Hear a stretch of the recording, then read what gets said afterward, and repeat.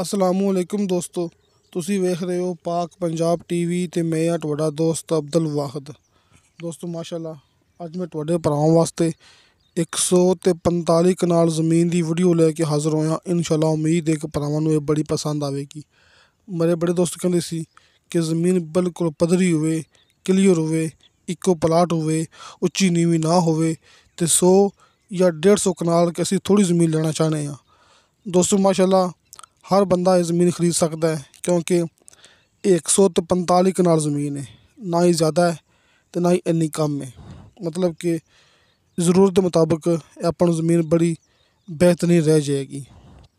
तो दोस्तों 145 कनाल ज़मीन है, पद्धरा प्लाट, ये भरावां दे सामने, ज़िला जलम, तहसील सुहावा मेन रोड तो सिर्फ 6 किलोमीटर अंदर आके सुहावा मेन रोड तो सिर्फ 6 किलोमीटर अंदर आके दोस्तों अपने को 145 कनाल ज़मीन है। मतलब कि 18 कनाल 18 एकड़ 18 एकड़ ते उपर 1 कनाल।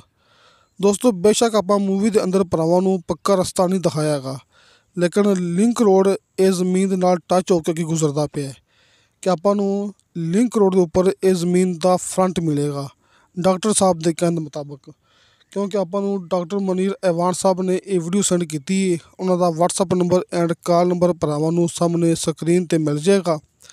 तो उन्होंने कहने मुताबिक इनका कारपेट रोड ते कि लिंक रोड ते ये ज़मीन का भरावां नूं मिलेगा फ्रंट 145 कनाल ज़मीन का।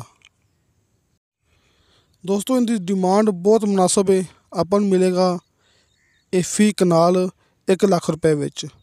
दोस्तों 1 कनाल की कीमत है 1 लाख, मतलब कि डिमांड है, कीमत फाइनल नहीं हैगी, कमी पेशी प्यार मुहब्बत हो जाएगा। 1 लाख डिमांड है फी कनाल की, तो इस हिसाब नाल 1 एकड़ की डिमांड हैगी है 8 लाख रुपया। तो दोस्तों ये सामने भरावां दे डॉक्टर मुनीर ऐवान साहब का कॉल एंड WhatsApp नंबर, तुसी इस नंबर ते कॉल भी कर सकते जी ते WhatsApp ते मैसेज भी कर सकते जी। तो भरावां नूं पता है कि अपने WhatsApp number and call number लगे होंदे ने हर मूवी की डिस्क्रिप्शन दे विच, क्योंकि अपनी रिहाइश है आरफ वाला शहर अपना ऑफिस है।